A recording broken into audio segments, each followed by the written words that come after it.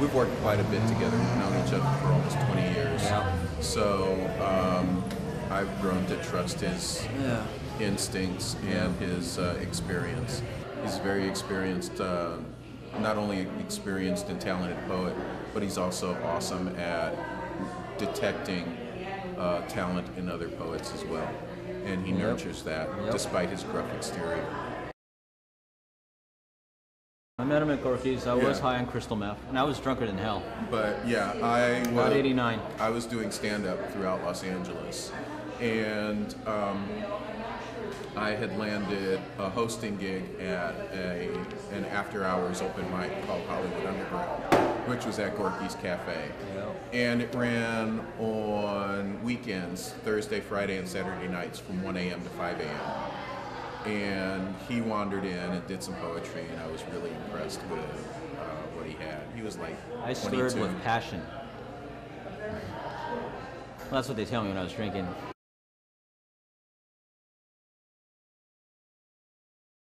Yeah. I've also hosted at a place in Hollywood called Highland Grounds and another one on Melrose called Java Joint. I've also hosted in North Hollywood at a place called Sam's Book City, which was interesting in its own right. My dog hosted a reading there, Lorca's Poetry Doghouse. That was great. When you have a dog hosting and people actually read for the dog, you know, people, I shouldn't say it, but yeah, it shows you poets will read for anybody. You have a bunch of different venues that you're hosting. Yeah, I got one at the Backstage Cafe in Beverly Hills. In Beverly Hills, it's different type of people are going to show up. I mean, one poet I really like, Arnell Kennedy, he's been really supportive. He'll take the bus all the way to Beverly Hills to go to the reading. And he's a really good poet, and I respect what he does because he actually shows support. A lot of poets, I don't want to be mean, but are selfish and only care about themselves. The people I tend to, like Boomer, tend to insulate myself with are people that care about each other. We're more like a community. It's not a community that always hangs out, but they're there for each other. I mean, Carly Archibek's really close to me, Marie Leclervain, Elena Alexander, S.A. Griffin, and Scott Wanberg, Doug Nutt. We're all close to each other. I mean, I consider Doug my big bad brother. I consider S.A. my older brother. You know, and we all look out for each other. I don't know if it's a scene, actually. I don't know. I think it's more of a community. I think a scene is something that's transitory. Something that's faddish. We've seen the cycles of poetry in Los Angeles, and we've seen some bad cycles as well as some good cycles. Right now, hip-hop poetry, and I have nothing against it, is more entertainment, so they get more crowds than, say, literary writers who don't get that many crowds. And I don't have nothing against the hip-hop poetry. I think it's good. It brings people to poetry. And, you know, there's one tonight at Lost Souls, I believe. They're probably going to have a reading tonight, and they get a good crowd, and they're very supportive of each other. As long as you support each other, I don't care. You know, I might not like the work. I'm not going to like everything. But I respect the sense of community each reading has. I kind of disagree. I think that hip-hop poetry has a very visceral and a very relevant voice, especially in today's culture. I didn't say it didn't. I just said it wasn't my taste. Oh, okay. Well, you weren't listening. You never listen. You never listen. You never bring me flowers anymore. Dude, no. Okay. I don't think that hip-hop poetry is showy so much. I think a lot of it is very substantive. There are venues such as the Lost Souls Cafe, which you do have the showiness because you have a whole bunch of people there and people love Well, they want to be entertained. I mean, part of it is entertainment quality, and that's... Literary readings, you can fall asleep. I mean, academic poets put me to sleep. There's some that I like, but a lot of them are just like snore. You know. Yeah. On the other hand, there are venues such as Imish Bookstore, which is in Eagle Rock, which do feature hip hop poets, and they have a very grounded delivery. It's not like Def Poetry Jam where everything has this homogeneous type cadence and influence.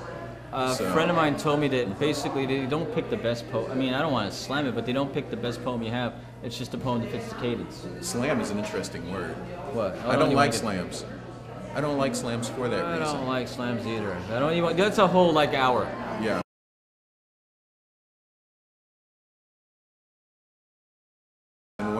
the right mix of variations in a reading. It's very entertaining and very enlightening. I try to book well.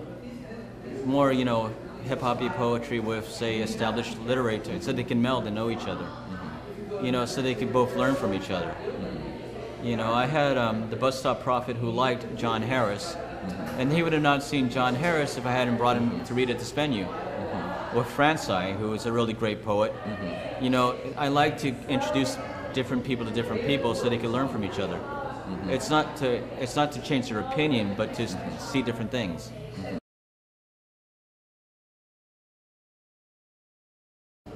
I started writing poetry when I was 10.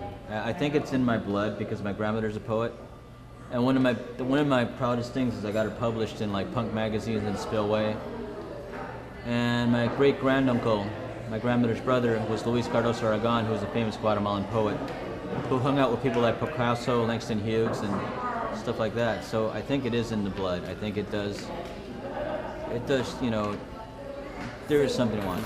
You grew up with it, was it in your household? No, it wasn't in my household. I mean, I didn't know my grandmother was a poet till like I was 23, 24. I didn't know about my granduncle about that time either, but my grandmother always pushed my writing. She always encouraged it, but she never talked about her own writing. I found out about that later. I agree that I think poetry and writing is in the blood. It was something that I had started when I was early on, like say 8, 9 years old. I started writing, and it was more on a journalistic than a poetic type slant. And my great grandmother had always nurtured that. It wasn't until about 10 years after she died that I learned that she had written as well, and found a whole lot of unpublished manuscripts from a story that she had written.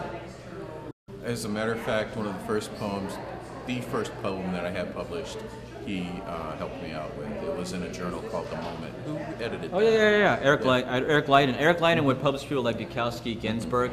He actually had a poem by Sean Penn. I met Eric Leiden through S.A. Griffin. And I got published, the first poem I remember, it was something in Butterfly Sting I wrote about a girl who like totally fucked me over. I mean, I spent 6 months drinking because of that woman, damn it. That one? Hey!